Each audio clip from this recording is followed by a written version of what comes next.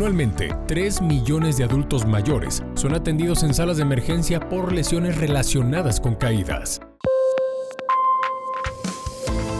Gracias por continuar con nosotros hablando sobre este interesante tema de las lesiones del adulto mayor. Bueno, Jorge, pues en el primer bloque pudimos abarcar todo lo que es la obesidad como causa primaria de alguna enfermedad degenerativa, pero otro problema que también nos aqueja es la osteoporosis. Creo que gran parte de tu consulta son pacientes que sufren una fractura por una simple caída de su propia altura al realizar algún esfuerzo, cargar algo. ¿Qué es lo más común que se afecte en este tipo de pacientes que tienen osteoporosis?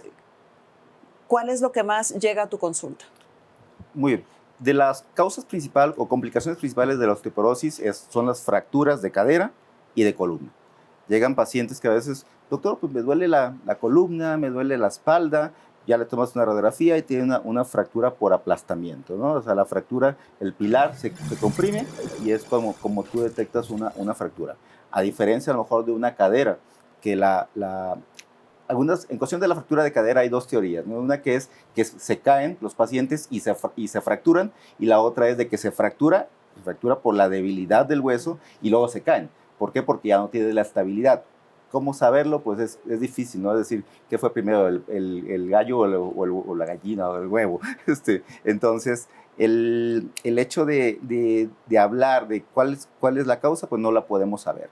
Pero las fracturas de cadera son una de las principales causas de consulta o de atención en el adulto mayor, junto con las fracturas de radio, que también están en relación con esa debilidad ósea, llámese osteopenia u osteoporosis, ¿de acuerdo? Entonces, pues, al hablar de una fractura de cadera, estamos hablando que un paciente con fractura de cadera tiene un 50% de probabilidades de fracturarse un año.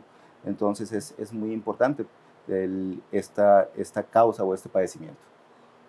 El tomar en consideración aspectos imagenológicos en lo que tempranamente podríamos encontrar en un paciente, y yo creo que nadie de manera usual acude a tomarse radiografías de manera preventiva.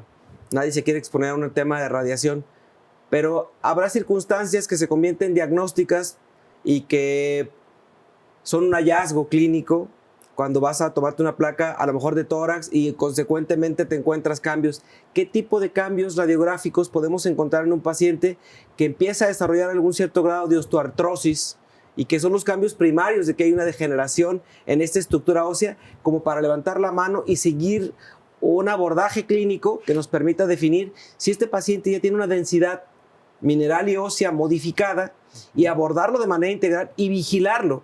Porque el riesgo de una fractura, que yo le digo a la gente, no solo las fracturas patológicas están relacionadas con un cáncer o con un tumor o con algo más. La osteoporosis por sí sola es una fractura patológica, por ende, describirle a la gente que tome una alerta y que como recomendación médica en los adultos hagamos un estudio anual por lo menos de densitometría, pero de manera periódica en un paciente que ya tiene una evidencia diagnóstica.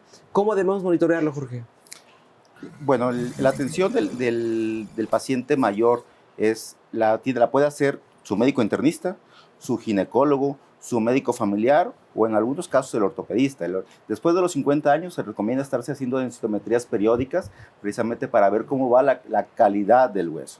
Cuando van por otro motivo, por ejemplo, no sé, me duele la cadera y tomamos una radiografía, hay ciertos datos que nos pueden orientar para decir que ese hueso tiene una mala calidad. Por ejemplo, en la cadera hay algo que se llama triángulo de Ward, que es las líneas como están acomodadas en el hueso de la cadera, en la parte ósea, perdón, de la cadera, pues hay ciertas imágenes que te pueden orientar a que tenga una osteopenia o una osteoporosis. La debilidad de las corticales, la debilidad de las paredes es otro dato radiográfico, pero el estudio de elección para ver el grado de mineralidad del hueso o la debilidad o la fortaleza del hueso es la densitometría, que eso se recomienda cada periódico, o sea, cada año se puede estar haciendo. Jorge, ¿y en qué pacientes es conveniente o es útil realizar lo que son infiltraciones, llámense de ácido hialurónico, de corticoide? ¿En qué pacientes son los más candidatos a realizarlo? Bueno, la literatura habla de que el ácido hialurónico Bueno, hay dos tipos de infiltraciones. Primero, los corticoides, que son antiinflamatorios, son un excelente medicamento, no hay que tenerles miedo porque muchas veces la gente le tiene miedo a los corticoides, es un excelente tratamiento, pero los corticoides son juez y parte. Es decir, bajan la inflamación, mejoran las molestias, pero a la vez crean cristales de depósito que a la larga pueden llegar a afectar esa articulación. Por eso no es para todos. Entonces, las otras tipos de infiltraciones son el ácido hialurónico. ¿Qué es el ácido hialurónico? Me gusta decirle a los pacientes que es como ponerle aceite a la bisagra, ¿de acuerdo? Las articulaciones tienen un coeficiente de fricción, ¿de acuerdo? Una forma de deslizarse una superficie sobre otra, que es muy sutil ese movimiento. Entonces, cuando empieza a acabarse ese cartílago, empieza a aumentar esa fricción, empieza a raspar, por así decirlo. Entonces, el ácido hialurónico es un lubricante como para que tenga un mejor deslizamiento. Pero es importante, el ácido hialurónico no es tampoco para todos los pacientes. La literatura habla que se recomienda para lesiones grado 2, grado 3, ya con muchas reservas. Grado 4, la realidad es de que a los pacientes no les sirve mucho, ¿de acuerdo? Entonces, en esos casos, si van con una artrosis grado 4, que es cuando ya no hay cartílago, pues decirle, ¿para qué ponerse ácido hialurónico? ¿Para qué gastar en un tratamiento con ácido hialurónico si no va a haber mucha utilidad? ¿De acuerdo? No le va a servir tanto. Entonces, en esos casos, pues es mejor poner a lo mejor un corticoide si es que tuviera mucho dolor.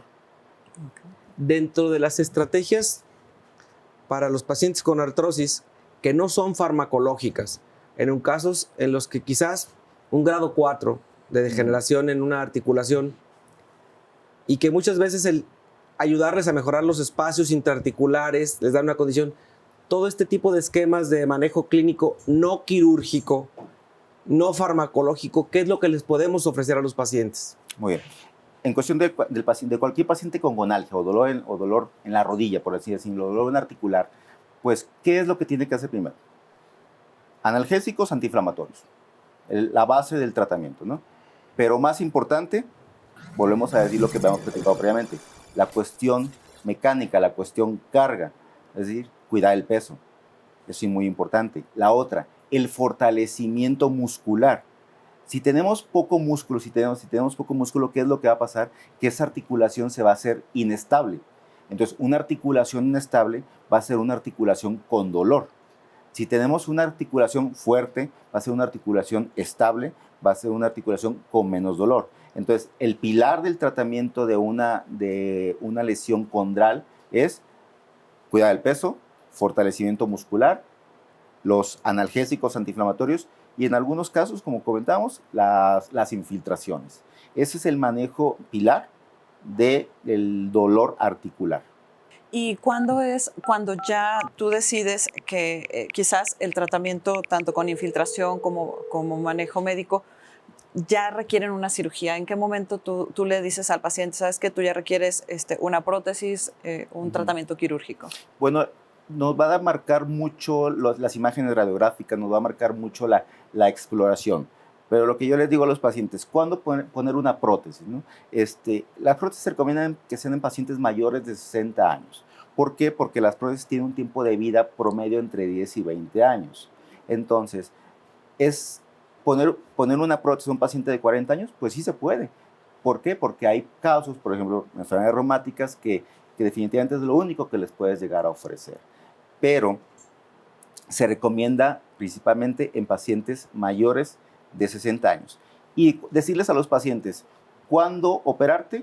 Pues cuando tu calidad de vida sea mermada. Cuando digas, ya no puedo jugar con mis hijos, cuando digas, ya no puedo jugar con mis nietos, cuando digas, ya no puedo subir a las escaleras, mi cuarto está en un segundo piso y no puedo subir, es cuando tienes que operarte. Porque la realidad es que las imágenes radiográficas pues son un método diagnóstico. Pero lo que yo les digo a los pacientes, yo opero pacientes, no opero radiografías, porque he visto pacientes con lesiones grado 4 que digo, ¿cómo puede estar caminando? Y el paciente, pues, sí, doctor, me duele ahí, más o menos. Y he visto pacientes con imágenes radiográficas que puedo decir, el paciente puede aguantar, pero el paciente dice, no aguanto, ya no puedo, opéreme, doctor. ¿De acuerdo? Entonces, hay que individualizar cada caso, hay que ver las imágenes radiográficas pero sobre todo la clínica de nuestro paciente. Eso es. Perfecto. Jorge, creo que todavía tenemos mucha tela de dónde cortar con este tema y pues vamos a una cápsula de ¿Sabías qué? ¿Nos acompañas? Regresamos. La disminución de la densidad ósea común en la vejez hace que los huesos sean más frágiles y susceptibles a fracturas, especialmente en caídas.